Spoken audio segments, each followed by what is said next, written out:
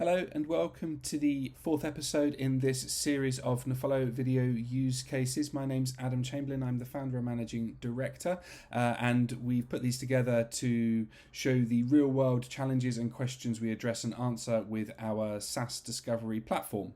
A slightly different look and feel this week. Up until now, we've mainly focused on procurement questions. How do we right size? How do we save money? How do we remove subscriptions that aren't used? And this week we're going to dive into the security aspects a little bit further. This actually covers a couple of roles, IT and security, but we are going to address those questions of how do we understand the threats that SaaS is preventing? How do we report on SaaS as a whole back to the business?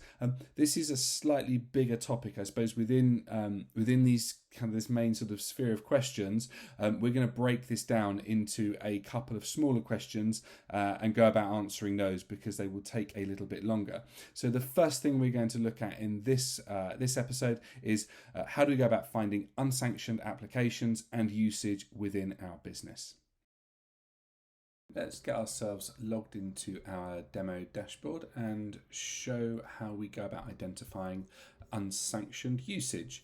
So when you're looking for something that either isn't approved financially or hasn't been approved technically, the best place to go and start is identify the tools that are in use that aren't being invoiced. Because obviously, if something is going to be invoiced, it generally has to go through some level of approval. Now, that's not to say that all invoiced tools are going to be legitimate. Very often what happens in a business is someone decides themselves that they are going to pay for something on their own credit card. Sometimes they expense it, sometimes they don't. But the point is not always a guarantee. Just because something has an invoice is not a guarantee that it's legitimate. So we identify what we call free tier usage down here in this user report. So you can see we've got FT, that stands for free tier. So we can sort by type if we want to, and then we come up with a list of all of our free tier usage applications, and obviously who they are being used by. Obviously our data is anonymized, but if this was a real scenario, you would see the email address of the user. Obviously, again, as always, these are hyperlinks, so you can click on them and immediately fire up an email to the user concerned, so you can raise any queries if you've got them. But if we look at this immediately, we can see something like 1Password. Not uncommon for it to be in use. Certainly not uncommon for it to be used in its free tier. But obviously immediately that's going to raise some security concerns because you have the potential for users to be storing their passwords in 1Password. And obviously that is stored on the cloud, and you don't know what practices have been wrapped around that. You don't know what passwords are being stored. So that's a practical example of how you can start to see free tier usage. Make contact with whoever is using it, inquire how it's being used, do any kind of due diligence you need to do on it, but ultimately go and close what is typically going to be quite a long list of free tier usage tools in your business, and identify what they're being used for, and make sure you don't have any security concerns there. So the next thing we want to do is go and look for tools that are being invoiced, but they're not being invoiced to an expected location. Now, by that, I'm saying if you have an invoice that isn't going to your accounts receivable or isn't coming to your IT director, whoever you would typically see invoices go to, they are not going to that person. Now, we've covered this in another video, but it's not always a guarantee that just because an invoice is going to someone, it is going to be suspicious. I mentioned Adobe before. Adobe do like to send their invoices to quite a few people in a business, so it's not uncommon to maybe see some names there that you wouldn't typically. But the way to go and look for this is you just go down your list of invoice recipients. You can either look through them manually in the portal here, or you can export them out and search for them offline. You know, if you need to kind of collaborate with anyone else in your business to understand who should and shouldn't be receiving invoices, you can do that.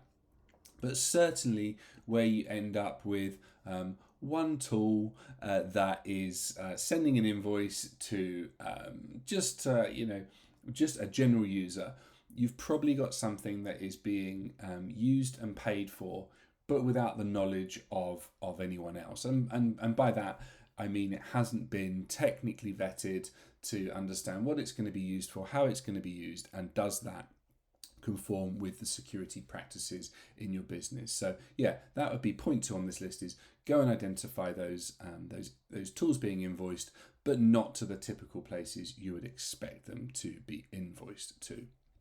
And the last one, in terms of going and finding unsanctioned usage, is we want to just go and look at low usage applications. By that I mean applications that just have a handful of users, maybe 1, 2, 3. It's relevant to the size of your business. But where you see these really low numbers, you have a real question mark, because it's unusual that something just gets used by one person in a business, unless your business is just say 2 or 3 people. But we do that by using the vendor. There's a couple of ways to do it, but I think probably the easiest is we go to the vendor filter here.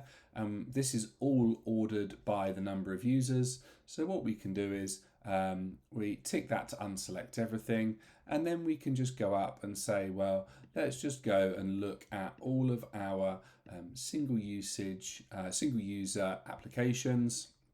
I'll just select a few of them. You can select more, but just for the way of an example.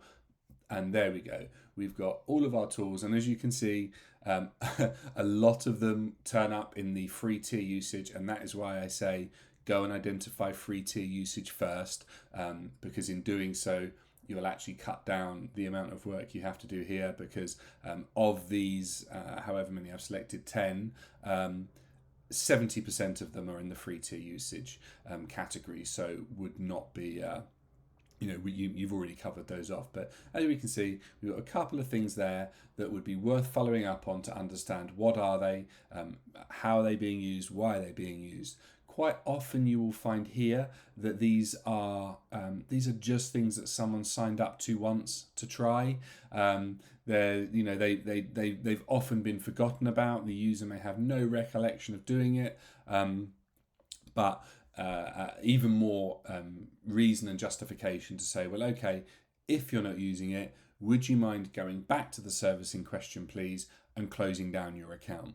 Because until cancelled, all of these will remain an active account somewhere, and every active account you have out there is a potential vulnerability that could be exploited, either through a phishing campaign to get someone to enter their details, whatever it might be.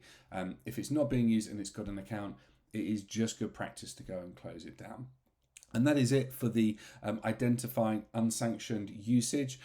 3 really practical ways to go and identify what probably shouldn't be there, and that is to go and find out what is in the free tier usage. It is find out those things that are being invoiced to places where they probably shouldn't be, and go and identify all of those apps that are being used by a handful of users, 1, 2, 3, 4 users. Go and identify those, because you almost certainly have something that is unsanctioned and that you do not want in your environment. And that is it for this episode. And please do go and check out the other episodes in the series, and look out for the next one. We will carry on the security theme and look at a few more detailed questions within the subject. If you have any questions, please do get in touch via the website, and look forward to hearing from you.